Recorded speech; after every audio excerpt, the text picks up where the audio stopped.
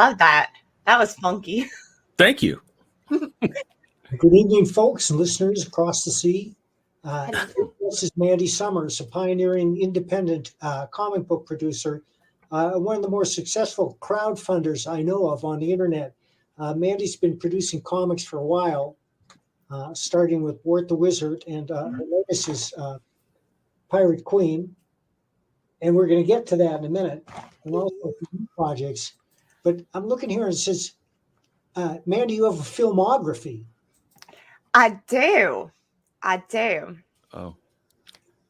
You were on World Class Bullshitters? I was on World Class Bullshitters. How'd you get on World Class Bullshitters? And how can we get on it? Just go talk to Jeff. He's awesome. I'll introduce you. He's great. Is that on a network or is that independent streaming? I think it does a little bit of both. I think they do like some Spotify stuff. I think something like that. Yeah. I never know what people are doing. I just show up places and they're like, "Oh yeah, this is going to be on like this streaming service," and I'm like, "Okay, sure." Yeah. I never know what I'm showing up to. It changes too. People get different opportunities, and then they go here and there, and yeah, it's hard to keep up with. It is. Do they tell you what to say? Mm-mm. No, I would never not use my own voice and just do what somebody else told me to say. That is that's called acting. I'm Southern. We don't play that. When did it first occur to you that you could do your own comics, and how did you end up crowdfunding them? Okay, so like I had bought the new Rainbow Bright comics that came out. They did a new run not too long ago. And that's how I got into comic books. My first comic book ever was a Rainbow Bright comic. So when they started new ones, I thought, oh, this is awesome. I can get my daughter reading them. We'll have these to read at night. How freaking cool. So I went and got them. And, I think it made it to issue, 5. Yeah, issue 5. And I got ready to go to buy the next issue. And it was like gone. And I'm like, what happened? So I started Googling like what was going on. And through that, I found out about like your boy Zach and that whole thing. And then through that, I found Comicsgate and I found all of these independent creators that had formed like a community of fans of comic books that were able to do it themselves and, just kind of be like, all right, fine, we'll just do. I mean, I don't know. I loved the energy. I loved the message. So as soon as I found out that was something that was even a possibility, because I had no idea that was even a thing that you could do. I figured you had to work for one of the companies if you wanted to do books like that. So yeah, once I found that out, I spent like a month, maybe a month and a half kind of researching, making sure that this was actually something I could do. And then, I just kind of jumped in head first. I was like, okay, I see people are doing it. They're not professionals either, and they're able to do this. So if I can just sell enough books to print and get just one copy to hand to my little girl, that's all. I mean, that would be like a dream come true. And now look at me, like it did so good. And then it just kept getting bigger and bigger and bigger. And it's like, oh my goodness. So now it's like, this is my career. This is what I want to do with my life. And it's amazing. What was your first self-generated comic? The first self-generated comic, like the first one I did or the first one I ever read? The first one you did. The first one, Wart the Wizard. How long ago was that? When I started 3 years ago.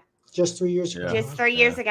Until then, it wasn't even, there was no art really, except for the stuff that me and my little girl, when we would draw it together, there was no art for it. It was literally notebooks where at night after I would finish telling her the story, I would jot down little like, okay, so Wart did this. So I could try to keep with continuity to keep her interested in it. So I started writing everything down. And when I decided to write that, I just pulled out those old notebooks and sat down and picked out. I had her sit with me and I was like, all right, which stuff do you want to go in the book? And we sat there and picked out different parts. And that's what, yes, it was a lot of fun. How long were you telling? And for people that don't know, the Wart the Wizard stuff is based on stories that she was telling her daughter for bedtime for a while. How long were you doing that before you did the comic? I mean, is this years? This is probably about 2.5 years of telling her these goofy little stories about Wart the Wizard that, and there's some that would never make the book, and it's depending on what was going on in our life during that. Like my brother got drunk and fell in a fire, and he got burned pretty. I mean, it's not, I'm laughing about it like it's funny, and it's not, but I mean, there's a little humor to an idiot getting drunk and falling in a fire and actually, get hurt from it. So there's like a whole story where one night that's what happened to Wart, but he didn't get drunk because it's a kid's story. But Wart falls in a fire, and then it starts shooting him into, it's ridiculous. Some of them are just absolutely goofy. It just depends, because it was just whatever was on the top of my head that night when she wanted to hear a Wart story. So sorry, my phone's beeping. That sounds like Florida Man material. Yeah, it sounds like cartoon material. Like he should be a cartoon. Oh, that would be awesome. That would be the coolest thing ever. How many books have you produced so far? Okay, so far 8. And the latest one out. I've done 8 now, where I'm actually printed and. Yeah. Is that the Jack the Ripper is the most recent to ship? No.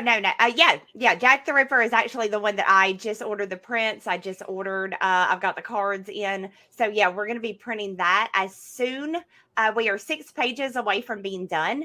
So as soon as those 6 pages are done, I will do the print files and ship them right off. And then Pirate Queen 2 will be fulfilling in June. So we're still right on time on that one. Did you say Pirate Queen 2? Yeah. I was very impressed with your book. Yay!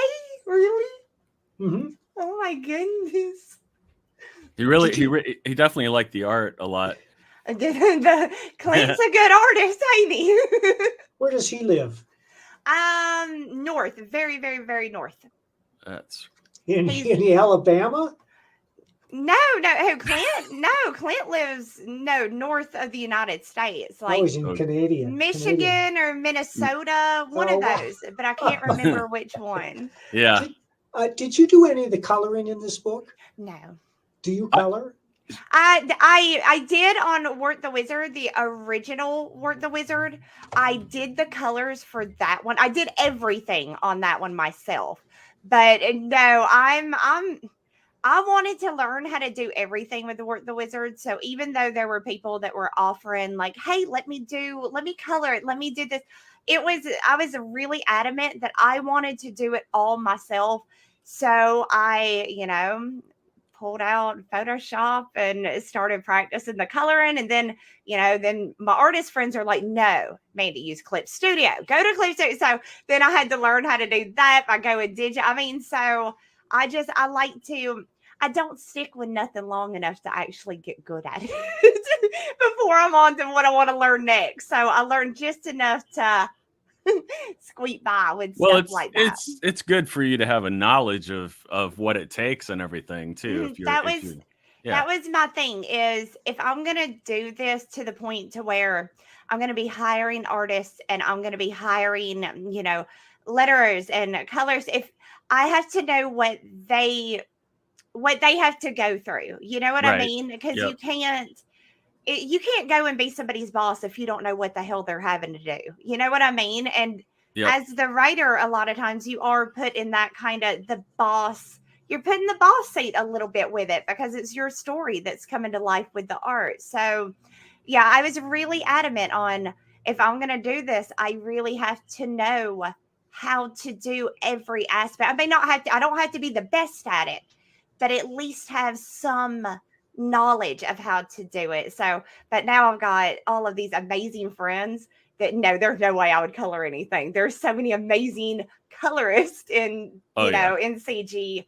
Nope, there is no way. Tell me about how you put a story together, how you write it. Do you draw any scenes out by hand? Only if I'm trying to give my art, if I'm having trouble explaining to my artist what I need, I will sketch up something and be like, okay, something like this. But other than that, no, I use it's all in my head. The idea will pop to me.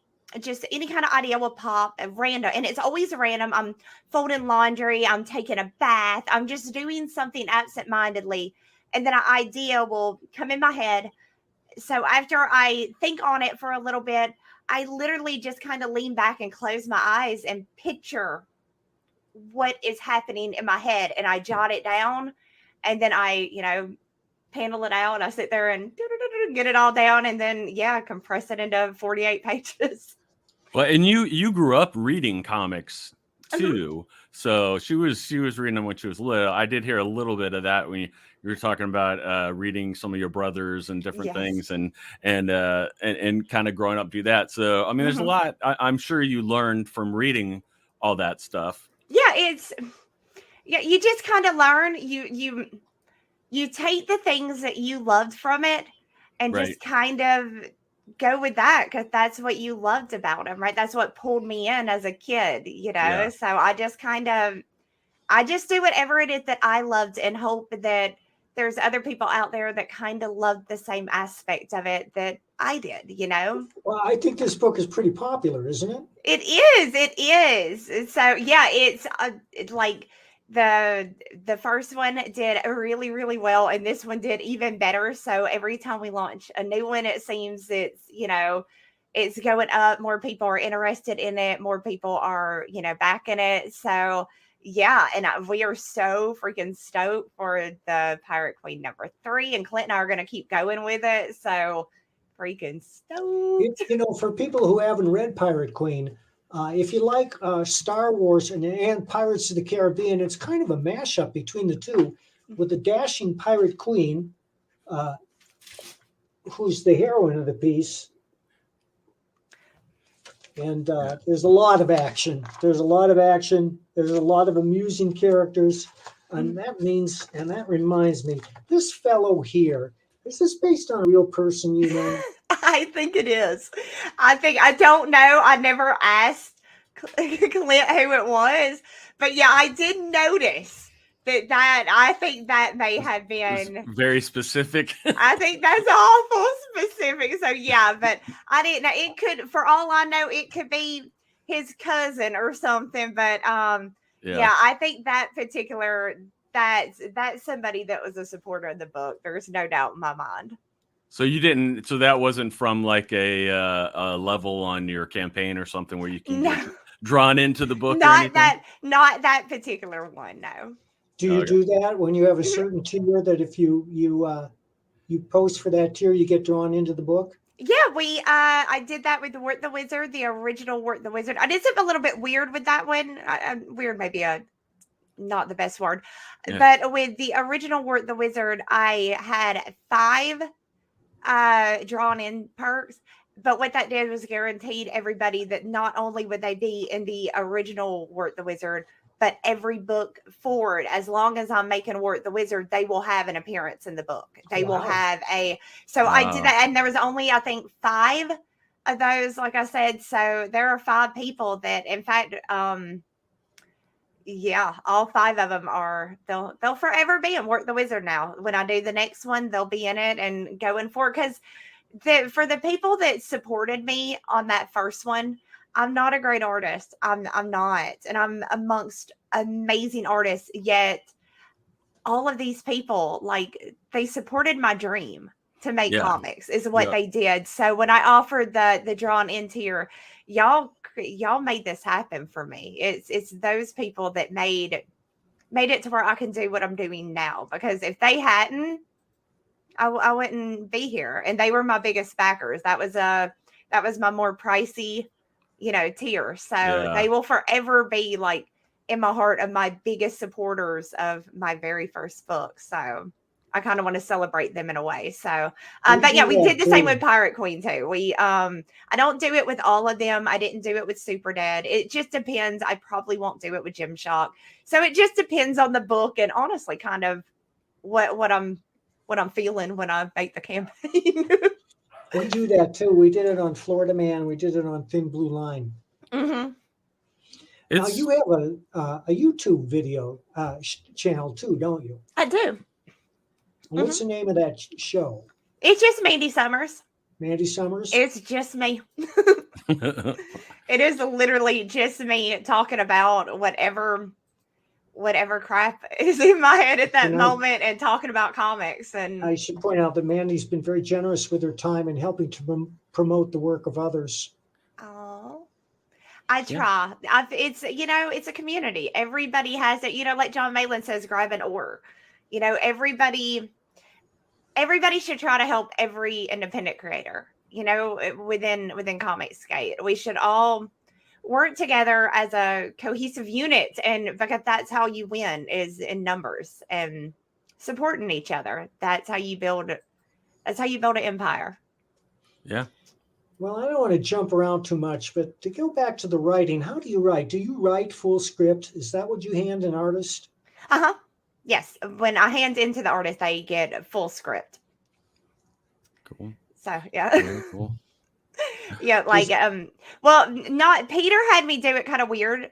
I had the full script done, but he only wanted it in pieces just because of his creative process. He only wants only give me 3 pages right now, because if I read the whole thing, it messes with me, and I'm thinking about what's going to happen at the end and trying to add it, and I can't do that. Right. So, but it was done. He just didn't want it.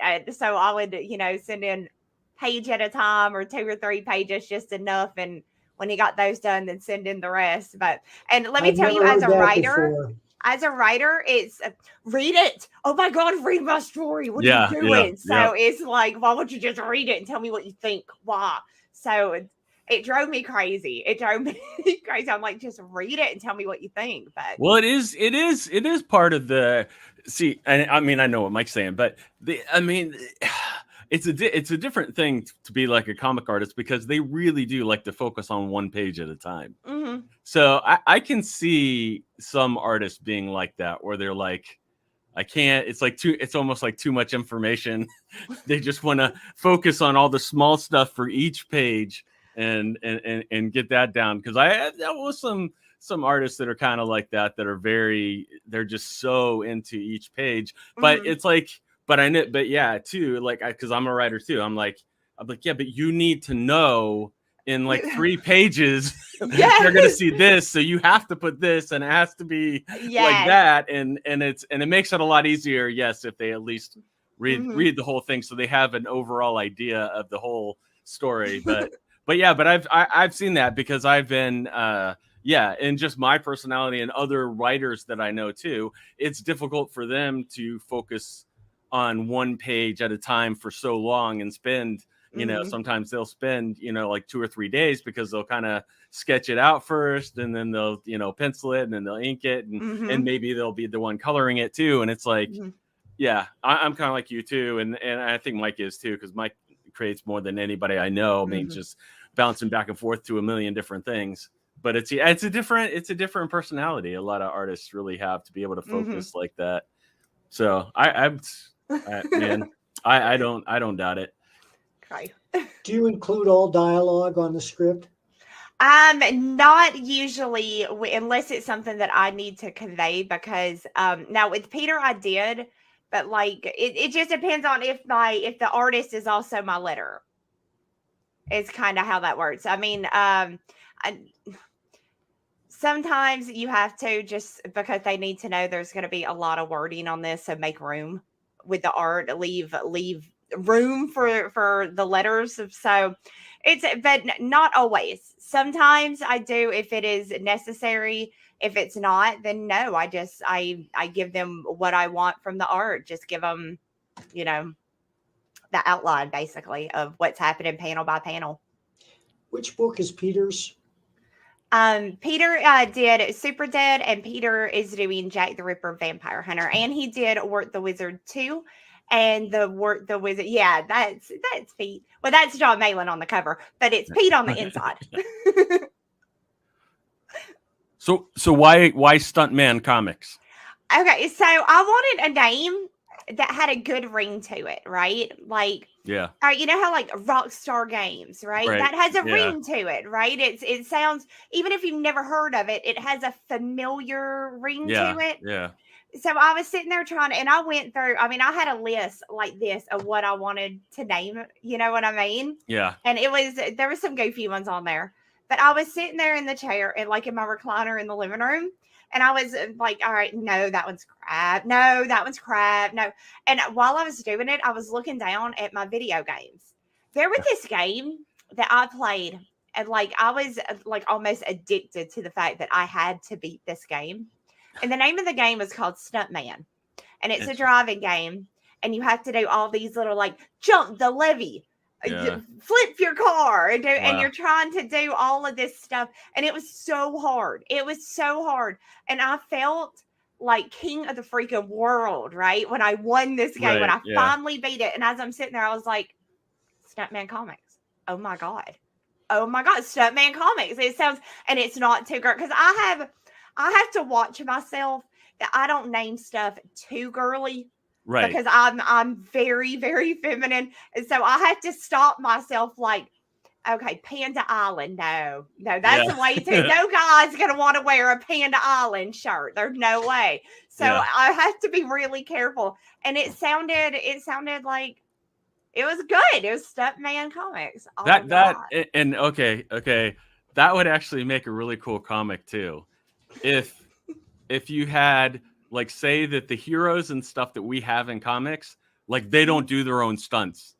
Like, there's actually stunt people that do the things good. In the like, kind of like I mean, it's not the same, but almost in the same way that when Peter David did the She-Hulk stuff, and he had her be like a lawyer, and she would use comics as like the reference material for like what the people were like suing over because of different events and things that had happened in like different comics. That would be kind of funny to like, have it be like that, and then have it be like, oh, this is that person's actually, that was a stuntman that actually did that. That's not really the real person. That would be funny, like the Milli Vanilli of superheroes. Yeah. It would be great. So that would. You know, Marvel used to have a comic, didn't last long. It was about a group of construction engineers and cleanup specialists who came in after the superheroes had destroyed everything, and put it back together. Yeah. That actually sounds kind of funny. Was it good? You said it didn't last long. I can't remember. I think I read an issue or two. I just remember the concept. Yeah, it's one of those things where a lot of comic fans love it, but I think it's one of those things too where it's like the execution wasn't as good as the idea. But because they were even talking about, I mean, it is like so beloved. They were even talking about doing one of the TV series on it that Marvel was doing, and they never really did. I think they actually mention it in like, I think like in the pilot episode of Agents of S.H.I.E.L.D. Like they actually mentioned the that I can't even think of the name of the ones that do it, but it's a specific group that does it. Sounds cute, actually. It's an enduring idea. It's been popular in film too. Yeah, about the guy that comes in and cleans up after the murder. And I keep seeing there's a Quentin Tarantino film. I'm not sure who it is. It might be The Usual Suspects, where Harvey from he's a Martin Scorsese regular. Here, we'll find out what his name is. Mean Streets. Interesting. Harvey Keitel. Harvey Keitel plays the guy that comes in and cleans up after the murder. I know it's a Quentin Tarantino movie. Does that ring a bell with either of you? No? Vaguely. Yeah, I think I've seen that one. I like the there was one that I loved. It was Amy Adams, and they were a crime scene cleanup, and they had a thing because they're pulling, and in the commercial, it's really funny in the commercials. They show they're pulling out a bed that has like blood all over it from like somebody, and like she and her like, I think it's her sister or something that they started it together. And I think it's like Sunshine Cleaning or something like that. I think you're right. and they're carrying it, and then the sister says something and it pisses the other one off, so they just drop it, and then the other person like falls face first on the bloody bed, and it's like oh my god, and she like freaks out. But it's pretty funny. It is one of those things. Yeah, people keep using it over and over. But what is not to be all greedy, but I'm just interested because I think on Wart the Wizard you raised about, at least on the Indiegogo. I don't know if you did anything on Kickstarter too for Wart the Wizard. No, it's specifically Indiegogo. Indiegogo, but I know you raised about 17,000 with that. Yeah, with the first one. Do you know how much or what's the most that you for one of your comic things? The highest one now would be Jack the Ripper. It's I think at 59,000 now. So nice. That's definitely so far is without a doubt my highest campaign. So yeah. When do you think that's going to ship? Let's see. Like I said, as soon as Peter finishes the last 6 pages, it's waiting on my artist. Does he have the script for the last 6 pages? Oh yeah. No, he's had a medical situation come up. So it's kind of put him on a little bit of a bed rest situation for the past 3 weeks or so. Yeah. But so I'm just waiting on him to get better, prayers to him. Maybe it'll speed up. Yeah. Speed up. Yeah.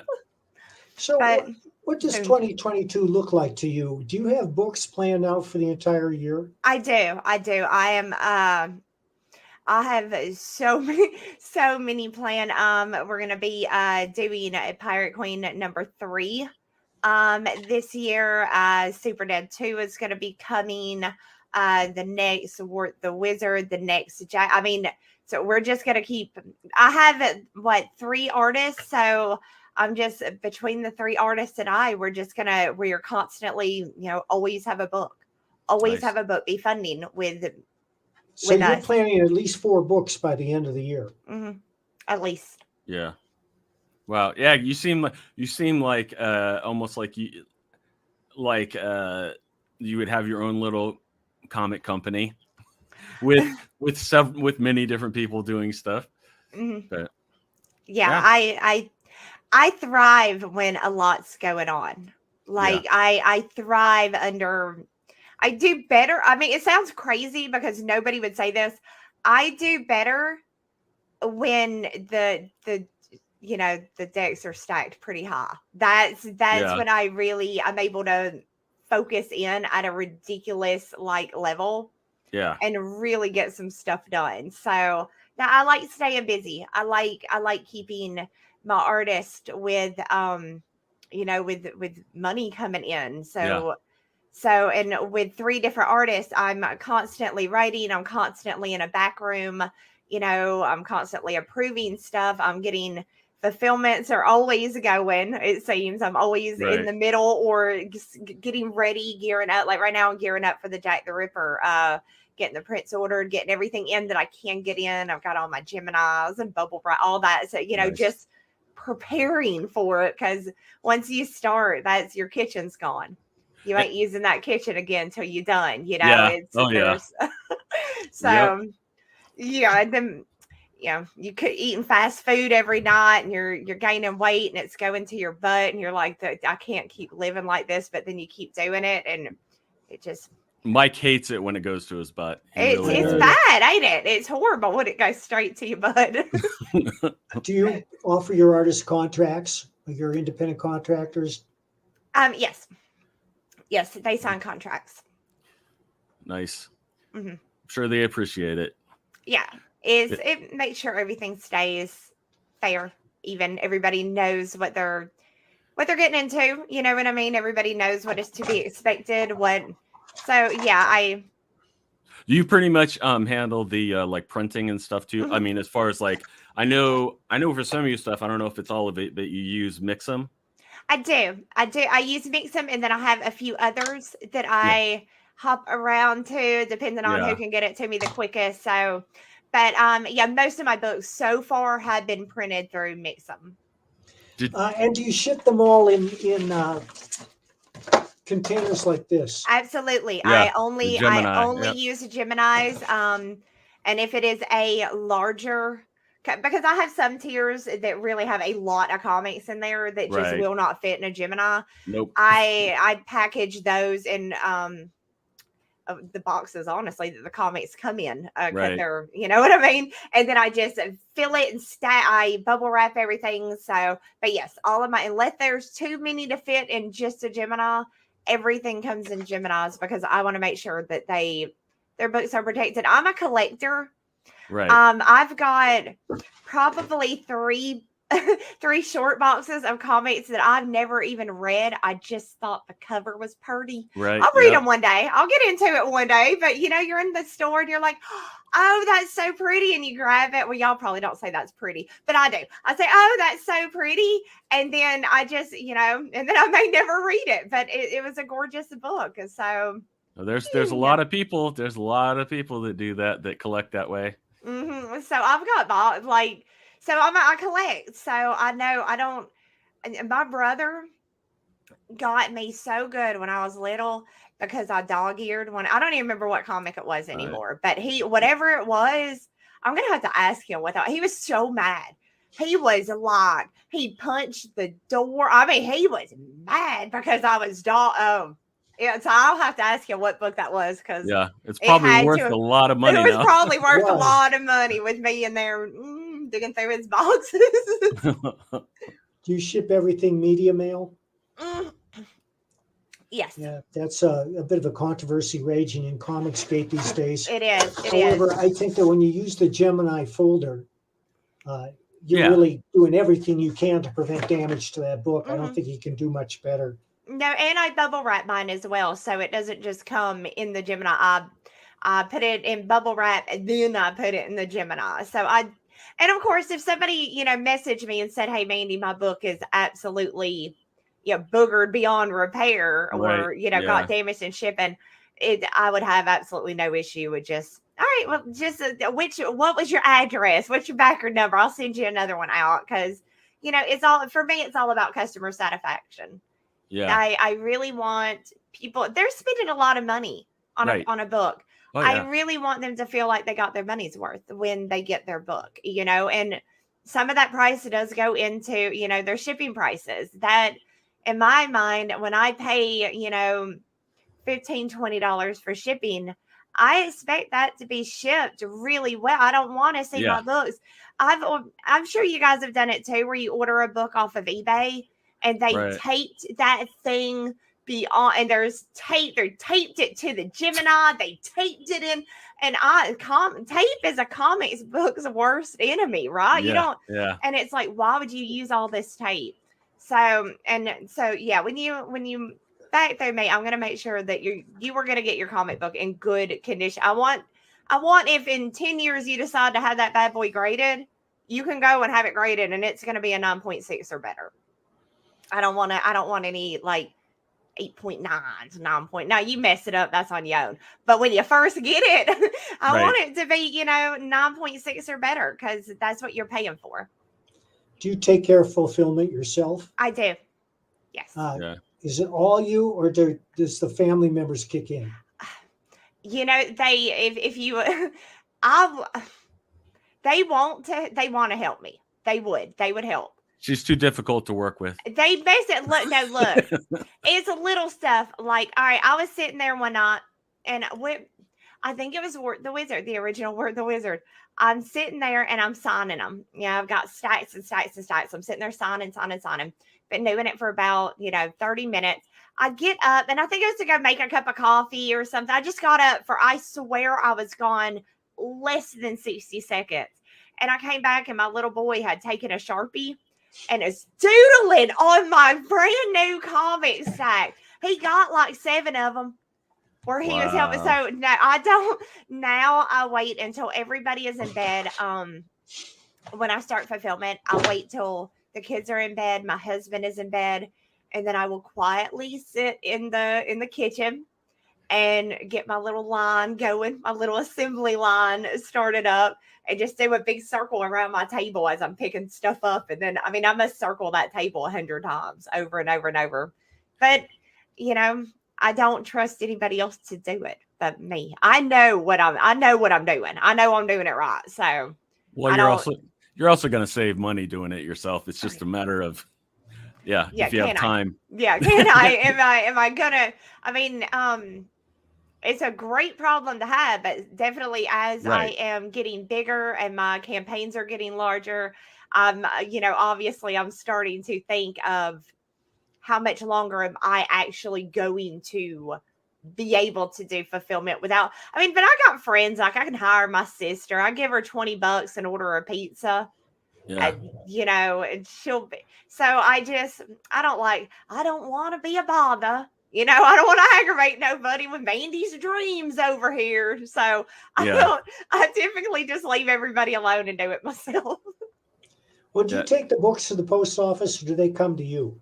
I take them, but they will come to you. But I usually take them because I like my post office guys. They'll take pictures of me like, doing my fulfillment pictures out there. Like, they're all on it. They're like, yeah, that's good. I walk in and it's like the Cheers bar, they're like, Mandy! And I'm like, yeah. So no, I've got a real rapport going with my post office dudes. I like them. They're fun. Well, yeah, it gives you, like you said, it gives you like social media posts and stuff to do. Yeah. They're I like aggravating them. You're printing your postage at home, aren't you? Mm-hmm. Yeah. Oh yeah.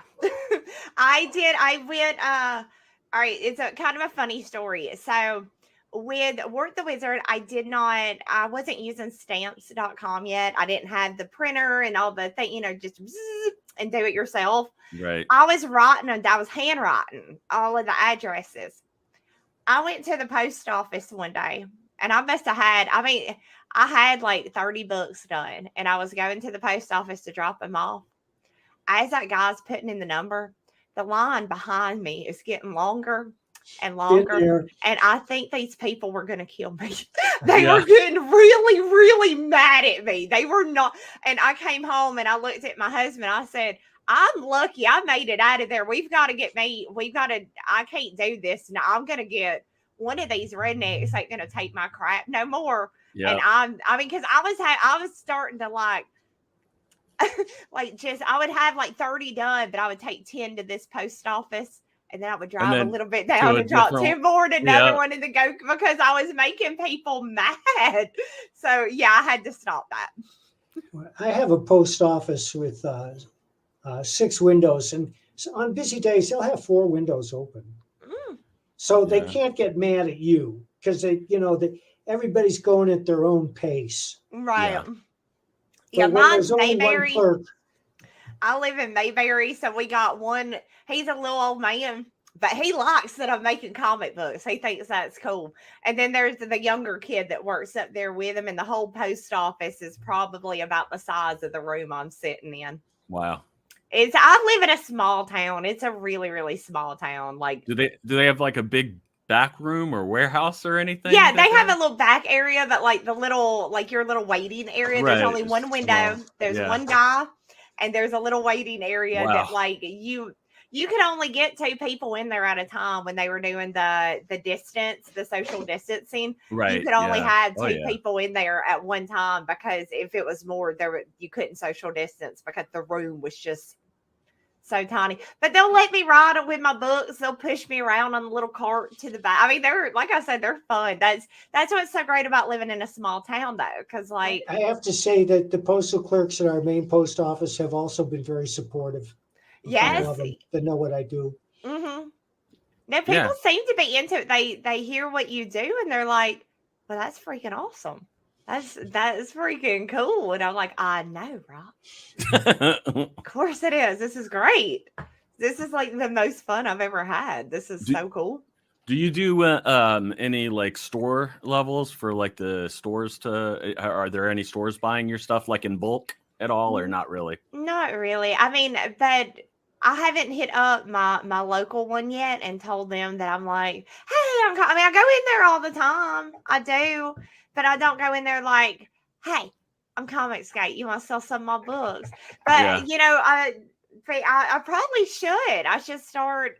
I just haven't. I go in there. I buy my Magic cards. I buy my D&D books, and you know, whatever dollar because I ain't buying new ones. Whatever dollar comics they got that looks like something I would like, and then I'm out of there. Get me some new dice. Okay, so do you have Wart the Wizard created as a D&D character? Yes. That's I play D&D too, so yeah, I do. Yeah, I mean, I would do it with any of my characters like that. I do have a little Wart character. He nobody wants to play with him though. That's funny because I play him right, he messes everything up. And right. he's got points and crap that doesn't matter for him. Right. Yeah. So I make sure that he sticks to character of Wart the Wizard. You know, the point of Wart is not that he's some great wizard. It's the point that he's not.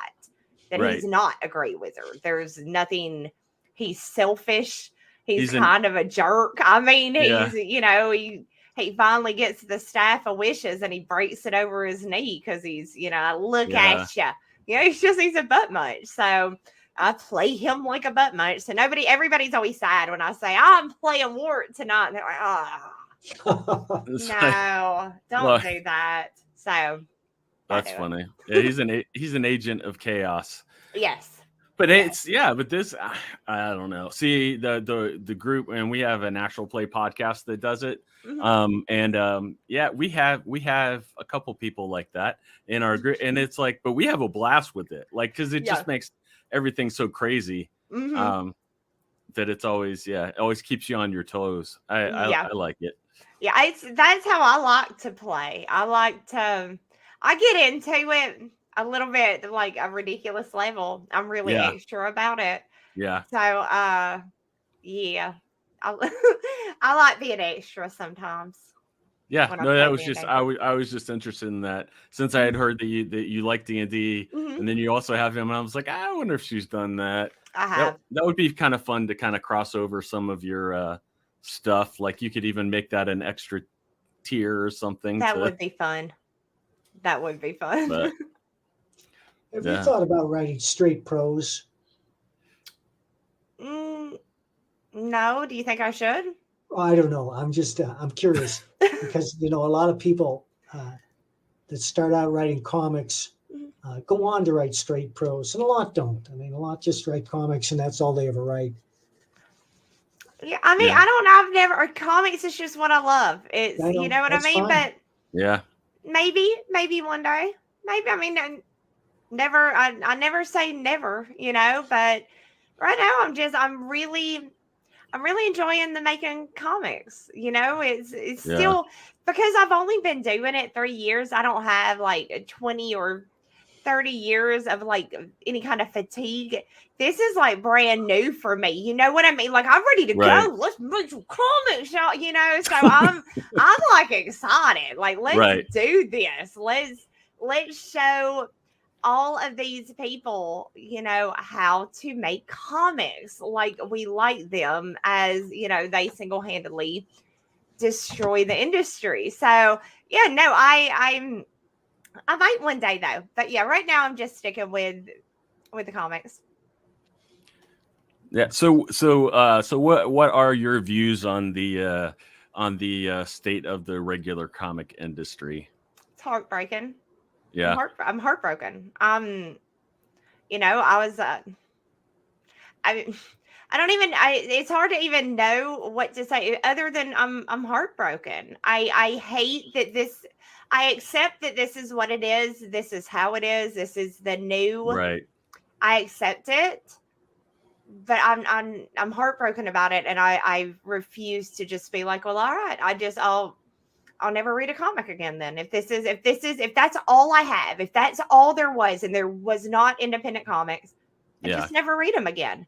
And so thank God for independent, right? I mean, because it's just heartbreaking, plain and simple. As a fan from 5 years old, 4 or 5 years old on, you watch this industry that you you know, looked back and you read Wizard magazines and you tried to learn everything you could. I mean, granted, mine was mostly about Rob Liefeld, but I tried to learn everything I could. You know what I mean? So, I mean, I don't know. It's just, I didn't want it to turn out like that. Yeah.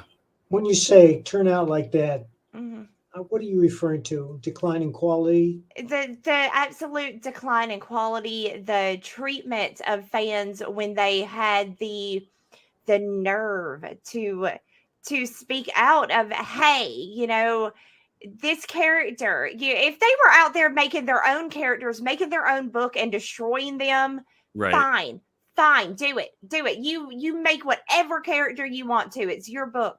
These aren't your characters. These are Marvel's characters. These are DC's characters. And you are taking these characters that somebody else created. You didn't create those. Somebody else created those. They lost them quite unfairly. They don't have those anymore. Yeah. Marvel does. DC does. And you go and take these people's babies, basically, and just destroy them. Destroy every aspect. You turn everything is everything is I'm this now. I'm the first gay. I'm the first and it's nothing story wise. They put nothing into the story, just propaganda. And I don't want to read propaganda. I want to read a comic book. I want to read a comic. Yeah. So it's sad, heartbreaking.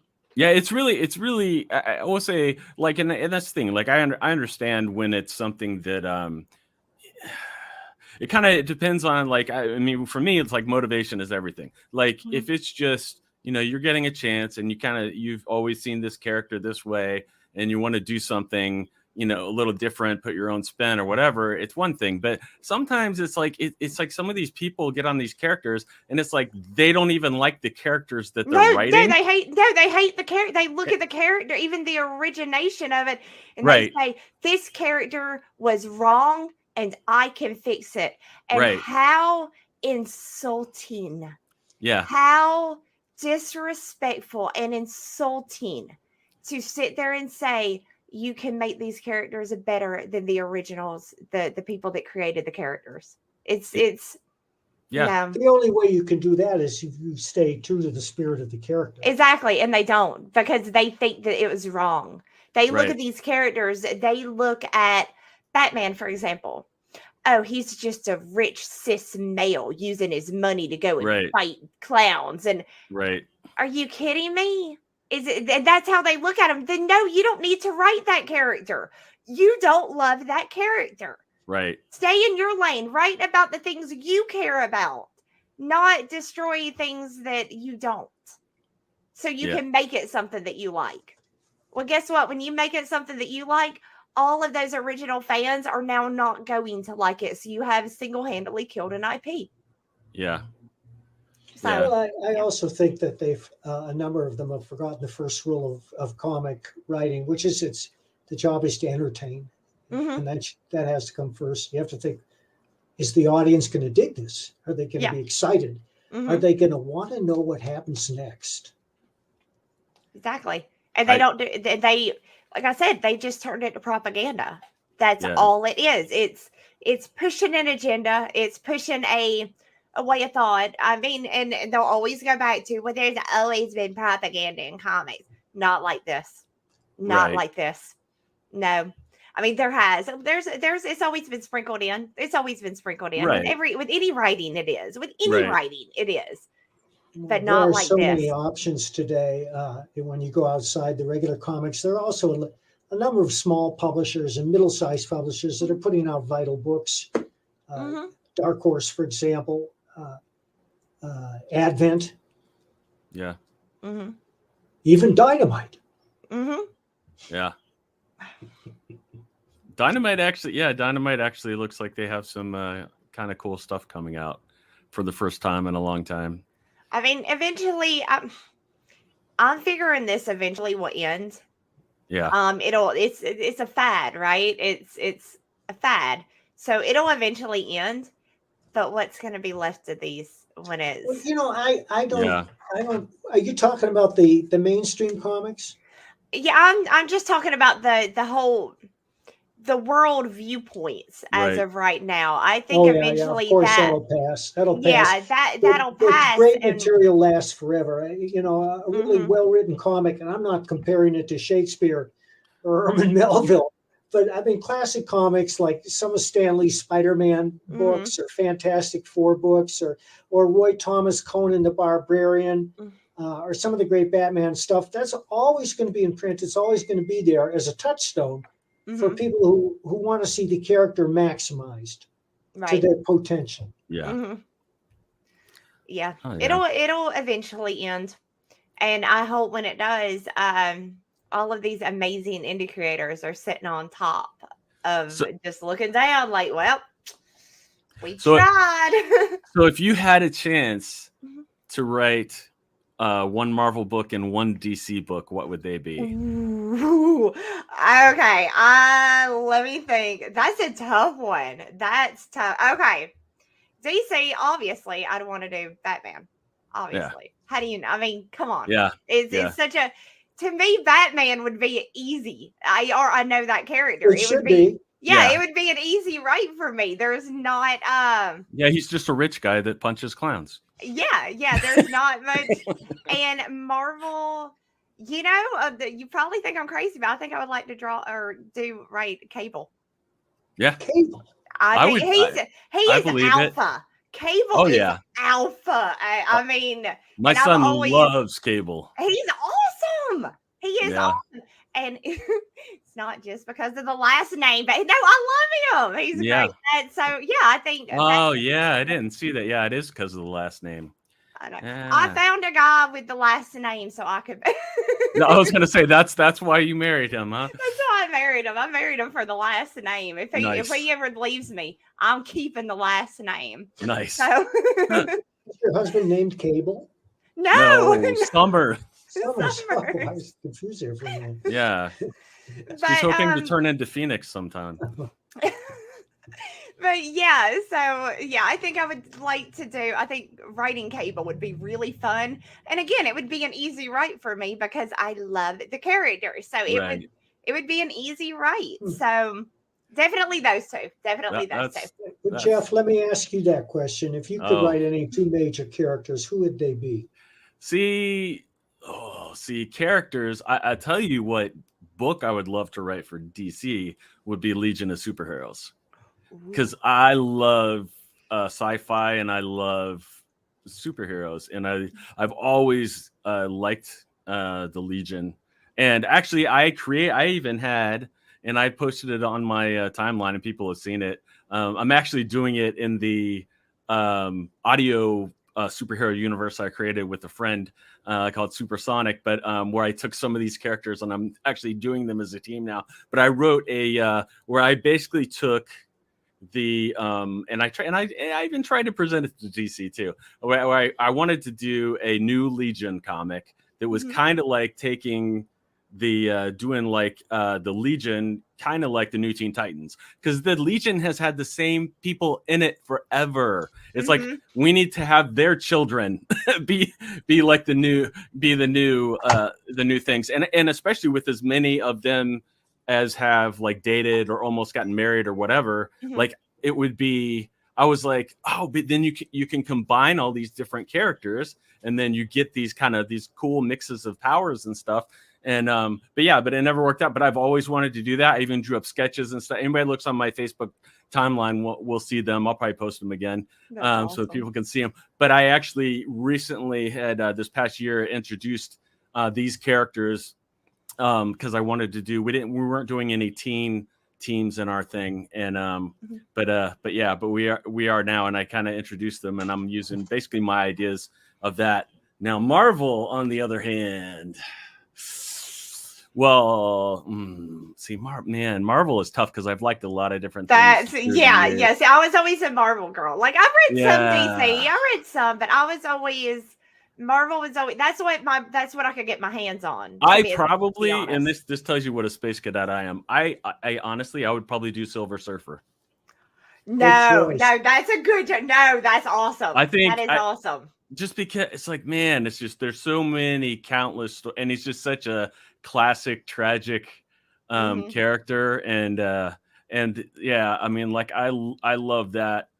I would do that. Which and which one? So which ones would you do that you have not done, Mike? Yeah. I always want to do Master of Kung Fu because Yeah. I think that a martial arts comic should contain martial arts. Yeah, that's weird. That's just weird. I can see why you would come to that conclusion. Yeah. I kind of come to the same conclusion you do on that, but yeah. So what about DC then? Oh, I'm one of those guys that they say, Mike, we want you to write X. Right, and I'm all in. I say, yeah, I'll write X, and I do my research and I think about it, and I come up with a story that's suitable for X. You know what? For DC, I would probably like to do Swamp Thing. Who? Swamp Thing. Swamp Thing? Dude. I'd be happy to do Swamp Thing. But not your first choice, their Western titles, actually. Oh, yeah. Oh, like the what are they? All-Star West? No, that's Marvel. Jonah Hex. Yeah. Jonah Hex. Yeah, you would do good with Jonah Hex. First thing I do with Jonah Hex, I'd have him take his straight razor, look in a mirror, and go, slick it. You can't. See? You're as bad as the far left people writing them. You just got to change it into what you want it to be. Well, then there's also the question, well, how did that flap of skin grow from his upper lip to his lower lip? And would he just bleed to death if he did that? Right. That is a thought. They could cauterize it. Be like a Man Called Horse thing where they I know. He could get drunk and fall into a fire and it would cauterize it. There we go. There we go. Bringing it full circle. It could be chewed off by an aggressive badger. Yeah. Just gotta stick him in. Yeah, that's actually that would be really funny to see you writing. He falls down drunk outside a badger's burrow. Yeah. Mm-hmm. I like this. I like where this is going. We should be writers, y'all. Yeah. Yeah. Well, very cool. Well, your did you say your new Kickstarter, or is it Indiegogo? Indiegogo, yes. Okay. I'm exclusive to Indiegogo right now. I may eventually branch out, but yeah. It's good. I mean, at least people know where to find you and to keep coming back there instead of trying to bounce back and forth or whatever. But but your new one your Gem Shock. Yeah, tell us a little bit about that. Okay, so this is my newest one. And I'm gonna launch it on March the 11th at around noon. So this one is, I'm trying to it's like if you like Witchblade and Amethyst. It's kind of a mix up of Witchblade, Gen 13. You're gonna get a little bit of Youngblood, and I kind of want to do a little Deadpool aspect with this with my writing. I love Deadpool, so I want to do a little bit of that. But no, so that's kind of what you're gonna get the vibe with Gem Shock. But yeah, basically we have Mackenzie. She's a college student dating a very rich guy. Ends up, I don't want to give away too many spoilers. Yeah, but she ends up with a zero diamond that is basically going to kind of take over her, well, a little bit like Witchblade or a little bit like a symbiote where it kind of comes out of her, and she's going to be able to use these diamonds now. It's in a choker, and that's where her powers are going to come from, and it's going to allow her to grow diamonds off of her skin to protect her from attacks, make her really, really strong. It's going to make it where she can have them come up out of the ground. She can shoot them. She can. So lightning. There's going to be a lightning charge. But I'm doing a lot of research on how diamonds are actually created. Yep. That is actually how I came up with the idea when I took it to Dale. Yeah. Because I was researching why I was researching diamonds. I don't know. I just wanted to know how they were built, where they came from. So I was researching diamonds, and I thought, you know what? I don't think there's ever been, at least to my knowledge, a superhero that used it like a girl that's used any kind of diamond. Now, I believe they've added that a little bit with Emma Frost, but it's nothing like Emma Frost. Right. Nothing like Emma Frost. Amethyst. So well, yeah, the Amethyst isn't really a superhero though. Yeah. So I kind of I went with it. I went to Dale Keown and I was like, hey, look, I got an idea. What She's name dropping now. No, because he helped me so much with it. Yeah. Like I can't, and just the simple fact that he like was willing to help me. Oh Like, yeah. What? So no, I took it to him and I was like, have you ever heard of a comic book that does this? And he's like, no. And it's such a simple idea. How has this not been done? How is this, it's so I started like kind of, talking to him about it. And I came up with Gymshock. So she's just a normal college girl and then of course the owner of her boyfriend's father, the one that actually, he's a big mafia guy. He's the one that actually had the stone. Once he finds out that stone actually it's true that stone is not just some weird little legend or tale. This actually does have a power to it. Then he starts trying to force her to use it for what he wants her to use it for. Right. And it's going to be a big, a power thing of her trying to figure out what the heck is happening to her.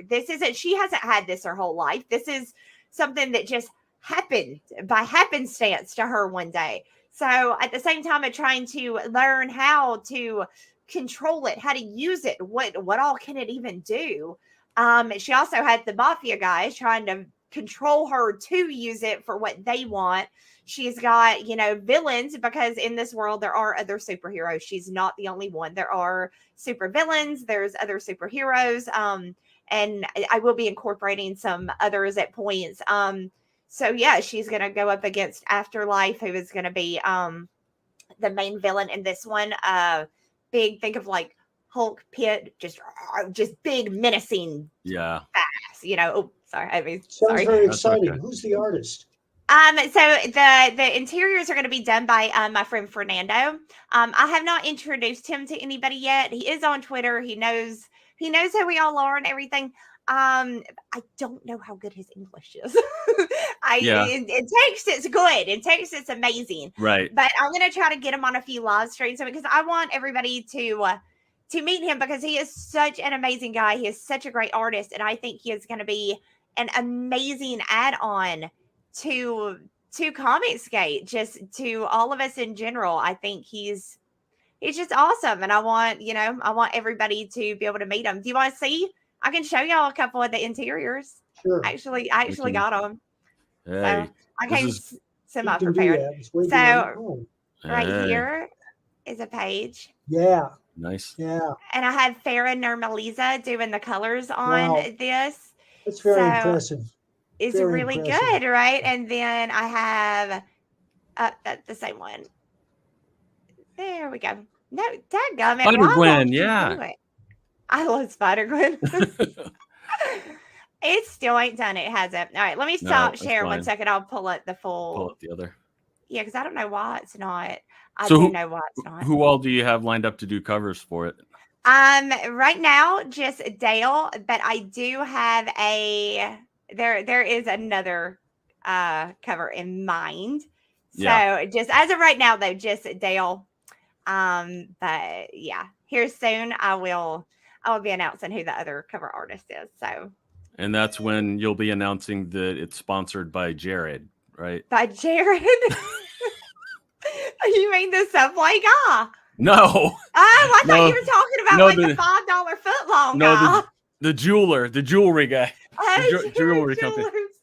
He went to Jared's. Yeah. He went to Jared's. So there's a full page spread that he did. Great. So that's Mackenzie. So I think once the diamonds are colored in and it's got that sparkle and it's got that bling, it's really, really gonna pop. Yeah. I'm so above freaking stoked for this book. So when does that start? At March the 11th. I'm gonna launch at about noon. And I will probably be live on a stream somewhere most of the day. I would imagine. Cool. I'm just gonna travel. Yeah. Well, I can't take all the credit. I drink a lot of Red Bull. What have you and coffee? And she might sleep less than you, actually, Mike. I doubt that. But thank you, Mandy. No, thank you guys. This has been amazing. Y'all are awesome. Thank you. Y'all are cool. All right. We'll have you. you back one of these days. Yeah. All right. Do I go or do you play an outro? You stay here forever. I stay here forever and then y'all leave? We'll play. Yeah. We'll play an outro. Have a good one. Bye.